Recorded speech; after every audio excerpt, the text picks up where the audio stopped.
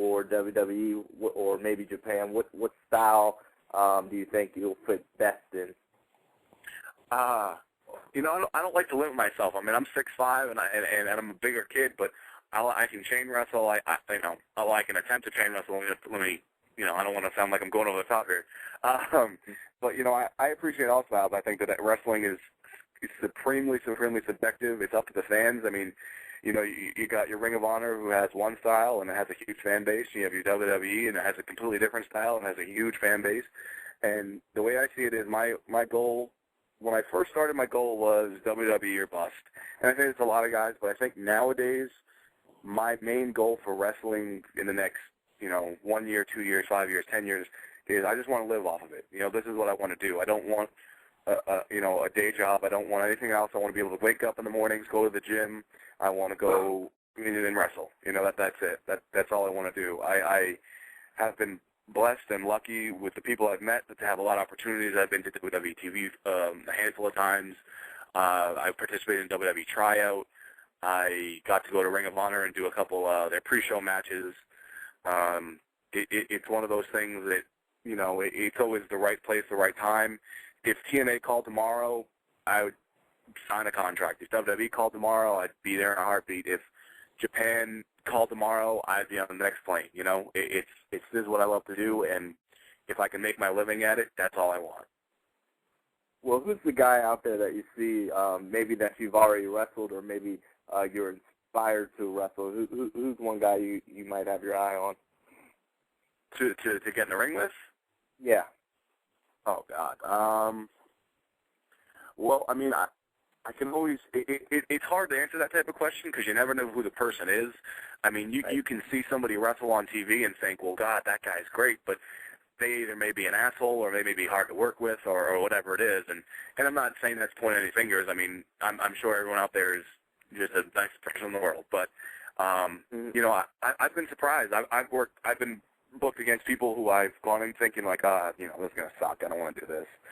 And have either a great match or a great time or both or whatever it was, and vice versa. Sometimes I'll go in with somebody and be like, holy shit, sorry. Can you guys swear? I don't. You're all right. You're good. No, sorry about that.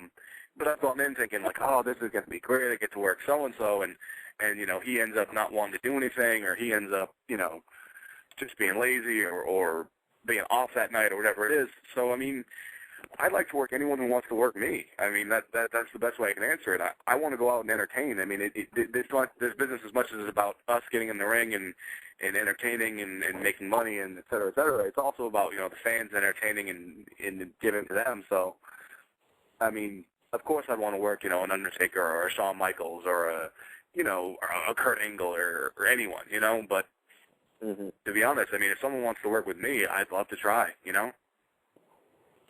Okay, and on the flip side of that, since, you know, as far as who you would like to work with, who would you say in your eyes is the best opponent you've ever had, or who is the best person you've ever been in the ring with currently? Currently, the best person, I did have the privilege once of working with Eugene. I mean, he is, and I know that he does the Eugene gimmick, and he gets that, and then I like the gimmick. I think it's funny as hell. But that guy can fucking go. I mean, I had met him once before. We did a benefit show. It was John Cena's father actually ended up putting it together for one of John Cena's brothers who was in a car accident. So he actually got John Cena to come to the show and do a main event referee spot.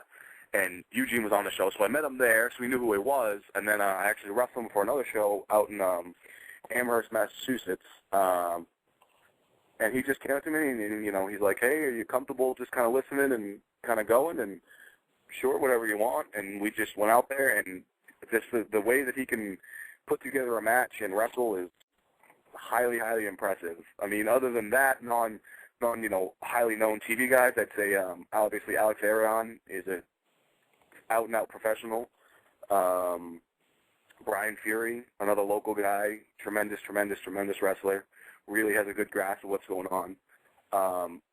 Personally, Rick Fuller, I don't know if you guys remember him from his WCW days. Big bastard, but he is real smart guy, really actually helped me out a lot the past few years. Great wrestler, great entertainer, one of the best looks I've ever seen. I mean, you walk past the guy and you think he's an axe murderer. Couldn't be the nicer person in the world, but he looks like he could absolutely kill you. I'm trying to think of who else. I mean, I know I'm forgetting people. I actually, I wrestled Nikki Roxx or Roxxi from TNA a few times. We're actually friends. She's local to where I am. I wrestled her a handful of times and I actually had a lot of fun. Now, how does that work when you're doing the intergender? Because there's the positioning of hands and the awkwardness of hitting a woman.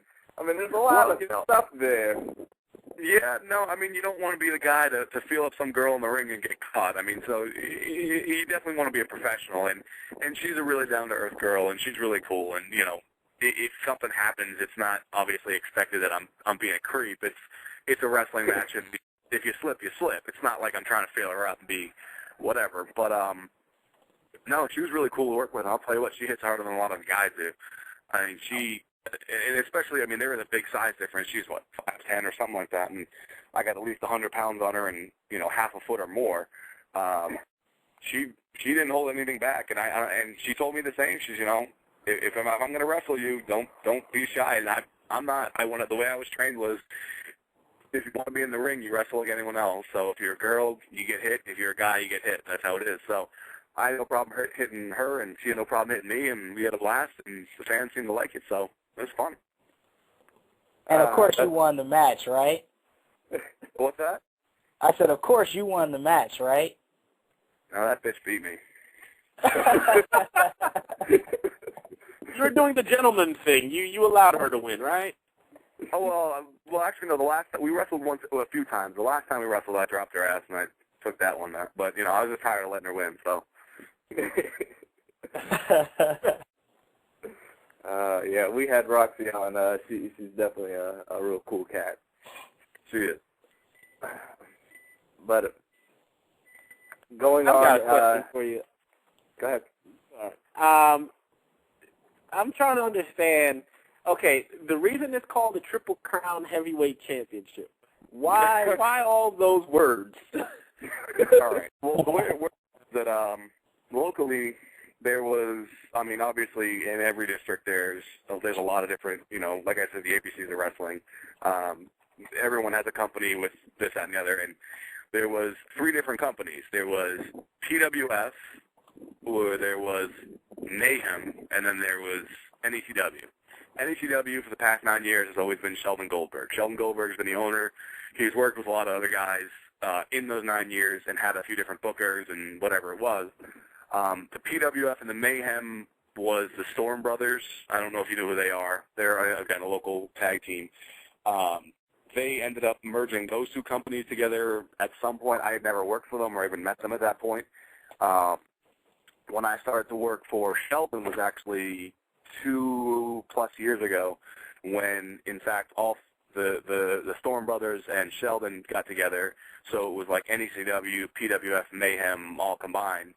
So they shortened it, just kept the NECW name, and then they had the, quote, Triple Crown Championship because it was apparently 3 companies' championship belt. Okay. Yeah. That's a long history there. I was checking out your MySpace page, and it says that you have a degree in psychology. I do. That's not a work. That's true. Okay. So, I mean, are you like diagnosing people in the ring? Or you like break them down? How did you go from like? How did I go? Well, it was never really actually. I was wrestling before I was in college. I started wrestling when I was 17, and becoming a professional wrestler. The way I figured it was, becoming a professional wrestler was my dream since I was, I don't know, I probably decided I wanted to do it when I was like 13 or 14. I had always said I was going to go to college so I wouldn't get my degree in whatever. I didn't really care. I was 5 at the time when I said I was going to do it. But I always said that, if I was going to do it, I would do it. And when I started wrestling, obviously that was what I wanted to focus on. However, I did have this you know, whatever you want to call it, like a self-promise or whatever, that I want to get into school. So I ended up going to college for 4 years and